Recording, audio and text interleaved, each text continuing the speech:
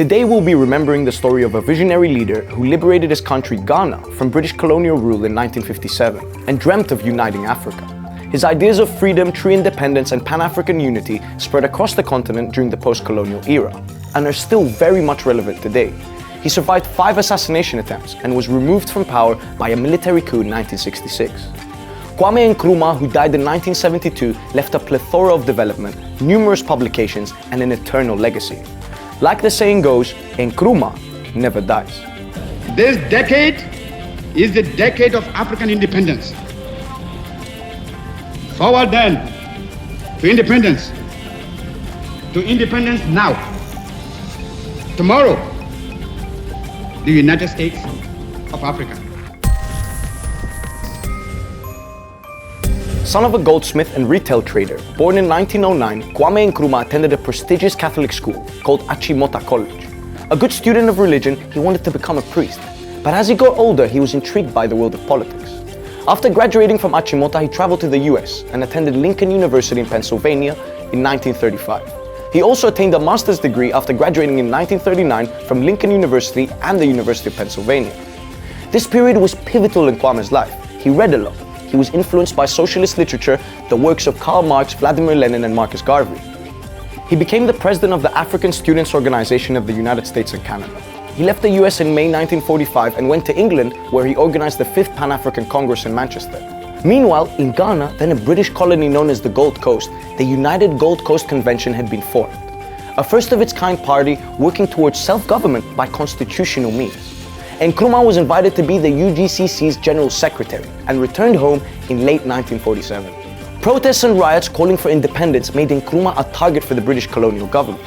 He was briefly arrested in February 1948, alongside other leaders of the UGCC. A split eventually occurred in the party, and in 1949, Nkrumah formed the New Convention People's Party, committed to a program of immediate self-government. Starting in 1950, Kwame pushed for a campaign of positive action, with non-violent protests, strikes and a boycott of British colonial authorities and business. Nkrumah was again arrested and sentenced to 1 year in prison. In February 1951, the country had its first general election. It was a done deal for the vastly popular CPP. He was elected to parliament, released from prison, and in 1952, he became the first Prime Minister of Ghana. At Accra, a huge crowd cheers as Kwame Nkrumah leaves James Fort Prison freed by the governor as an act of grace on the eve of the inauguration of the new constitution. In 1957, Ghana declared its independence, the first country situated south of the Sahara Desert to do so, and in 1960, he was elected President of Ghana. Here's a quick listen to Nkrumah's independence speech. We are going to see that we create our own African personality and identity. We dedicate ourselves not only in the struggle to emancipate other countries in Africa. Our independence is meaningless unless it is linked up with total reflection of the African continent.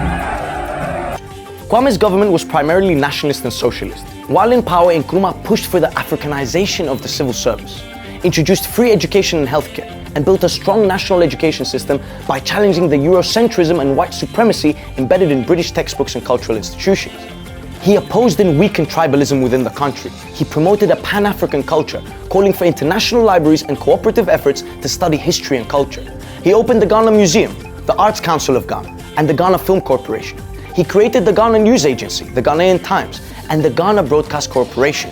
He also established an external service to broadcast it in English, French, Arabic, Swahili, Portuguese, and Hausa. Economically, at the beginning of his tenure, it was only success for Nkrumah. Forestry, fishing, and cattle breeding expanded. Production of cocoa, Ghana's main export, doubled, and even gold exploitation was carried out more effectively. He pushed for rapid industrialization and constructed a dam on the Upper Volta River, providing water for irrigation and hydroelectric power. Government funds were also provided for village projects, in which local people built schools and roads. Energy projects were a big thing for Nkrumah, who saw it as a means of true economic independence. He initiated Ghana's nuclear reactor project in 1961, created the Ghana Atomic Energy Commission in 1963, and in 1964 laid the first stone in the building of an atomic energy facility. His foreign policy achievements were not small either. For today, we must each see ourselves as part of Africa in order that we may face colonialist imperialism and its new form, neo-colonialism, on a continent-wide front. For unity must be the keynote of our actions.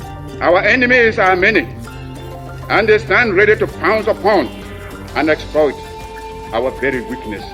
Kwame Nkrumah sought to achieve Pan-African unity and harmony through the deep political, economic, and military integration of the continent. He created several new international organizations and organized multiple conferences, including an all-African trade union, a conference for African women, and security coordination over Algeria, South Africa, and French nuclear weapons testing in West Africa. He withdrew Ghana from colonial organizations, such as the West Africa Airways Corporation or the West African Currency Board and the West African Court of Appeal. In 1960, he negotiated the creation of a Union of African States, a political alliance between Ghana, Guinea, and Mali. To that end, Nkrumah was the founding father of the Organization of African Unity in Addis Ababa, Ethiopia in 1963, to which 32 African countries belonged to. The OAU aimed for full military, economic, and political integration. Number 1, to eradicate colonialism. Number 2, to intensify cooperation between African states. Number 3, to defend the sovereignty, territorial integrity, and independence of African states. And number 4, to ensure all Africans enjoyed human rights. Number 5, to alleviate the standard of living for all Africans. And 6, to settle arguments and disputes between the member states. Basically, what the European Union is today. The OAU was later replaced with the African Union in 2002. As a socialist, his visits and alliances swayed eastwards. A tour of Eastern Europe, the Soviet Union, and China meant that he was in the not-so-favored in Washington camp. He was deemed a threat that could spread Soviet influence across the continent and counter Western military, economic, and cultural hegemony across Africa. We cannot, under any circumstances, allow imperialists and neo-colonialists to interlock with traitors in our midst to deflect us from the path of duty and progress. But the reality is, for all his good deeds, many argue that his focus on external matters meant that he made some big mistakes at home. Ghana went into debt to build the dam on the Upper Volta River, and even more debt when launching its developmental programs. He sent aid and military units to several African countries, including the Congo, Guinea, and Rhodesia, adding more debt to his administration's bill and country's economy. Assassination attempts against him meant that the Internal Security Service increased in size and power. Early in 1964, Ghana was officially designated a one-party state with Nkrumah as president for life of both nation and party. Ghana's opposition saw that as an abuse of power. An economic crisis in Ghana caused by debt, foreign spending, misallocation of funds, and declining cocoa prices worsened, and shortages of foodstuffs and other goods became chronic. His popularity was dwindling, not only among the elite, but by the everyday people. General strikes and protests were a clear indication. In February 1966, while on a state visit to North Vietnam and China, the army and police in Ghana seized power. Upon his return, Nkrumah found asylum in Guinea, where he spent the remainder of his life.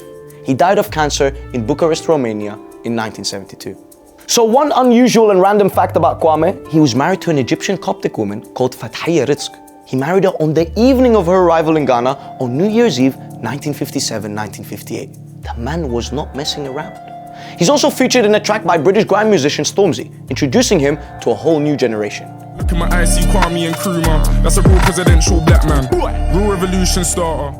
Remember, Nkrumah never dies.